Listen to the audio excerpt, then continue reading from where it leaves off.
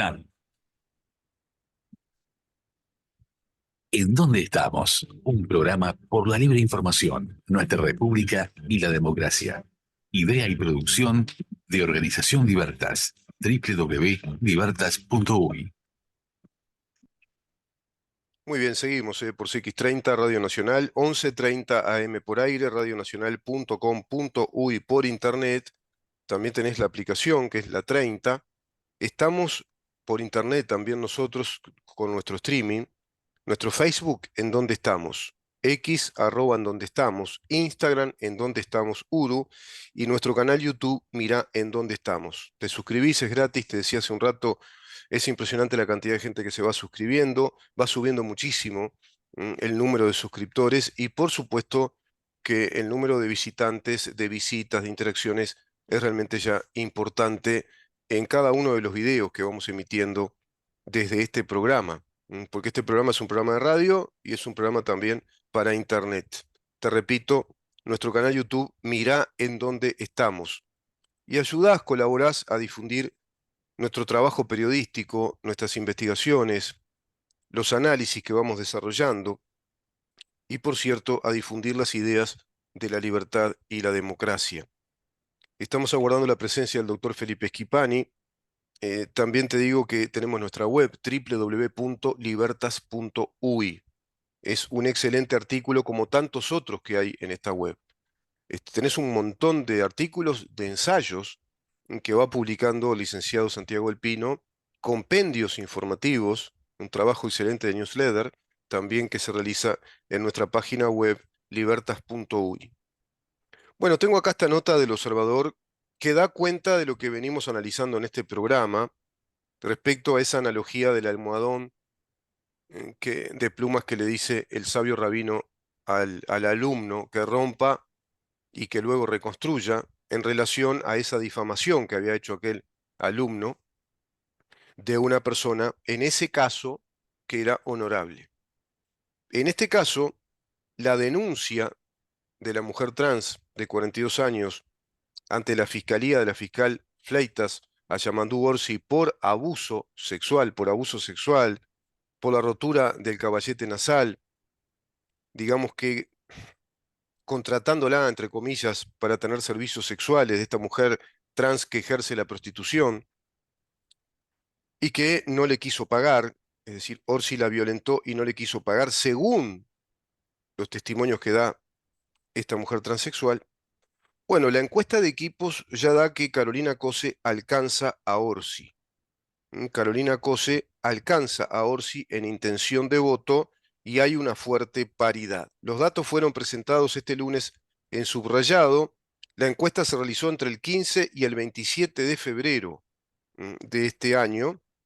La nueva encuesta de equipos presentada, este lunes en subrayado, señala que Carolina Cose alcanza en intención de voto al precandidato Yamandu Orsi en la interna del Frente Amplio. Es obvio esto. Este es el resultado típico de una imagen mancillada, de una imagen pública, digamos que estropeada. Eso es lo que está pasando. Por eso le decía a Yamandu Orsi que si él es inocente, si él realmente es inocente y él sabe que es así, lo que tiene que hacer es solo lo que tiene que hacer. Parece un juego de palabras. Él solo tiene que hacer una cosa, denunciar a esta mujer transexual por el delito de calumnia y simulación de delito. Por calumnia y simulación de delito. Te van a decir, no, pero no es posible porque hoy por hoy, de acuerdo a los delitos de género, está la prevalencia de veracidad de la declaración de la mujer. No, por más la prevalencia de veracidad, en todo caso, se la podría, en este contexto legalista, ubicar o aplicar si no hay pruebas contundentes.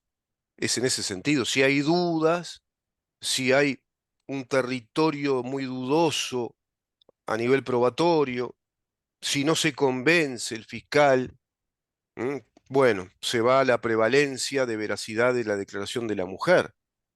Pero si hay prueba contundente de la comisión de un delito, en este caso sería calumnia y simulación de delito, Si Orsi prueba con su abogado que él efectivamente no estuvo en ese lugar y en ese momento y en ese año, que él no tiene como práctica sexual ese hábito, que él no va a buscar travestis para tener relaciones sexuales, que lo puede comprobar a través de todos sus años y que concretamente puede comprobar que en esa fecha él no estuvo ahí, tiene que tener toda su coartada, bueno, tiene entonces que denunciar por el delito de calumnia y simulación del delito. Si no lo hace, bueno, políticamente ya está, lo digo, y sí, liquidado, creo yo. Creo, capaz que me equivoco.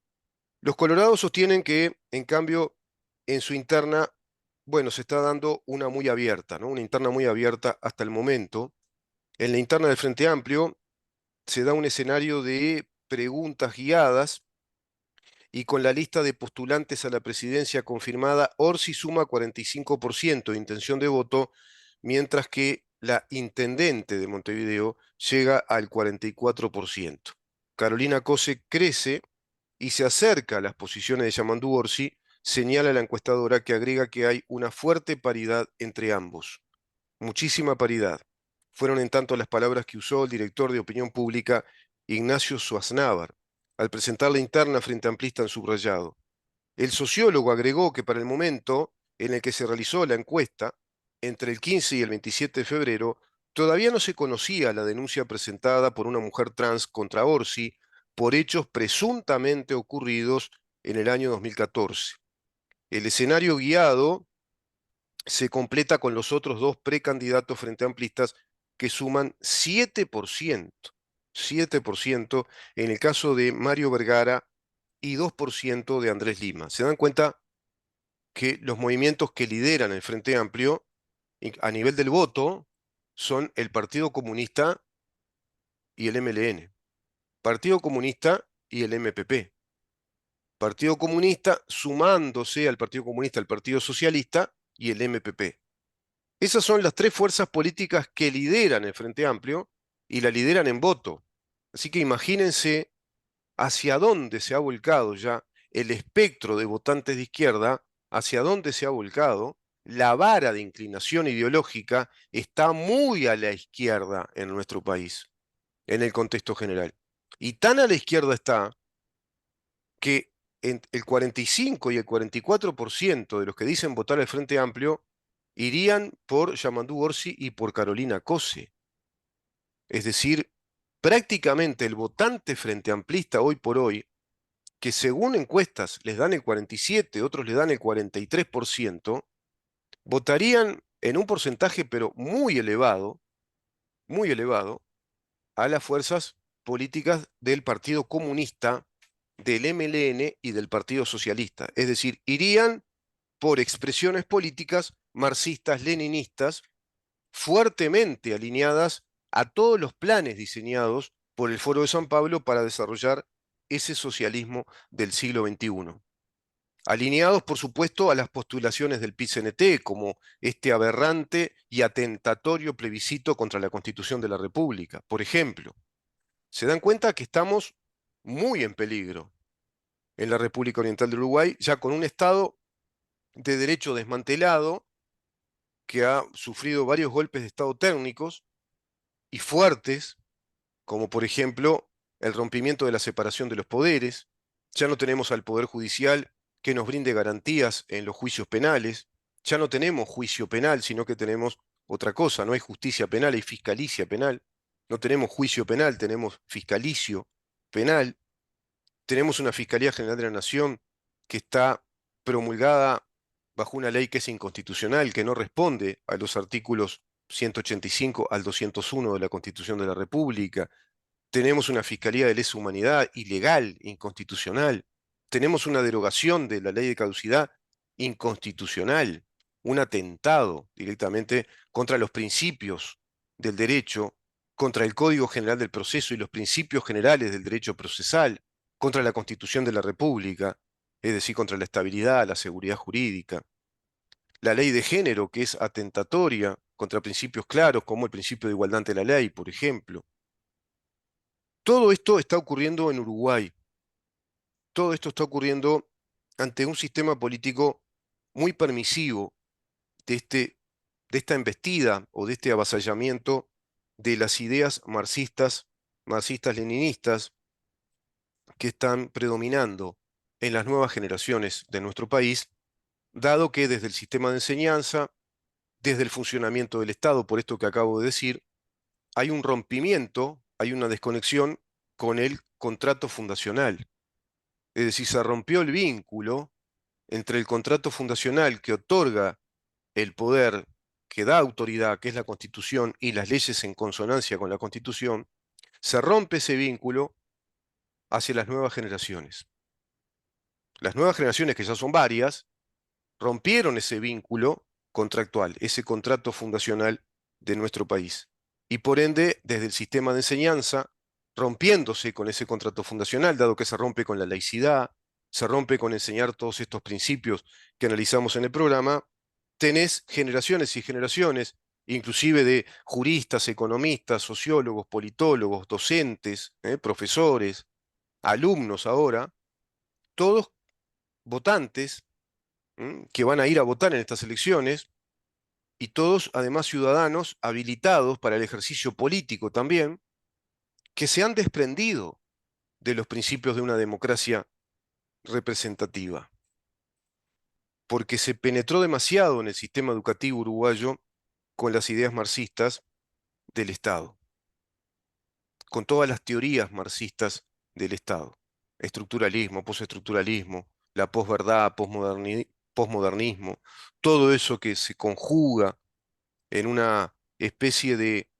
revolución cultural, planteando las premisas, claras premisas marxistas, como construir una sociedad hacia el modelo de la justicia social, una sociedad inclusiva, una sociedad con leyes de paridad, una sociedad ambientalista, una sociedad con una economía centralizada desde el Estado para buscar el equilibrio de precios y permitir la distribución de las riquezas. Todas esas son premisas marxistas. Están en el manifiesto, en el 18º Brumario, en los planteos originales de la revolución bolchevique que va a llevar adelante Joseph Stalin con el proyecto de la industrialización de la economía rusa, provocando ahí la forzosa estatización de los medios de producción. Y acá se va realizando todo esto al extremo de que economistas, hay un economista del Frente Amplio que dice así descaradamente que van a poner más impuestos, que los impuestos son buenos, que si son gobierno van a poner más impuestos porque es bueno poner más impuestos. Increíble, ¿eh? Increíble. La interna del Partido Nacional. ¿Qué pasa con la interna del Partido Nacional? Equipos también midió de forma espontánea y guiada cuál es el escenario dentro del Partido Nacional. En el caso de las respuestas guiadas, con una lista de los candidatos que se presentarán en las internas blancas, el ex secretario de Presidencia, Álvaro Delgado, suma 57% de intención de voto. La economista Laura Raffo, muy abajo, suma el 23%, muy abajo. El senador Juan Sartori, el 7%. El senador Jorge Gandini, el 4%, y Carlos Iafigliola, con quien conversamos acá en varias oportunidades, el 1%. En este caso, quienes responden que no saben a quién votar o dicen que no lo harán por ninguno, son el 8%. El 8%. Ese 8%, tomando decisión, que siempre se fractura, no mueve la aguja, ¿eh? No mueve para nada la aguja. Inclusive si se diera que ese 8%, si se diera una utopía, ¿no? Es decir, lo estoy diciendo de modo gráfico, si ese 8% se volcara todo, entero, a un candidato, no mueve la aguja. En este caso sería a Laura Raffo, no mueve la aguja para nada. Según Suaznávar, las posiciones dentro del Partido Nacional básicamente se mantienen sin importar cuál es el escenario, sin importar cuál es el escenario, si es espontáneo o guiado. Además, el sociólogo, es decir, el escenario de la encuesta, ¿no? Si es una encuesta guiada o es una encuesta más abierta, espontánea, más o menos se dan los mismos resultados, dice Suaznávar. Además, el sociólogo sostuvo que Delgado ha liderado en los últimos meses y en el último tiempo, y muestra crecimiento incluso de ese liderazgo. El director de opinión pública de la consultora advirtió que para Linterna Blanca, la investigación sumó un nuevo escenario vinculado a la presencia o no de Sartori, quien todavía no confirmó si volverá a candidatearse a la presidencia. Increíble. Sartori, que aún no está convencido de candidatearse a la presidencia, que plantea esa duda, tiene el 7% de intención de voto. Inclusive muy por encima de Jorge Gandini y de Carlos Giafiliola. Evidentemente los dos candidatos que están de alguna manera disputando la candidatura son Álvaro Delgado y Laura Raffo, pero Laura Raffo muy lejos de Álvaro Delgado. Si te parece, Ramón, vamos a una pequeña pausa y luego le damos cierre al programa.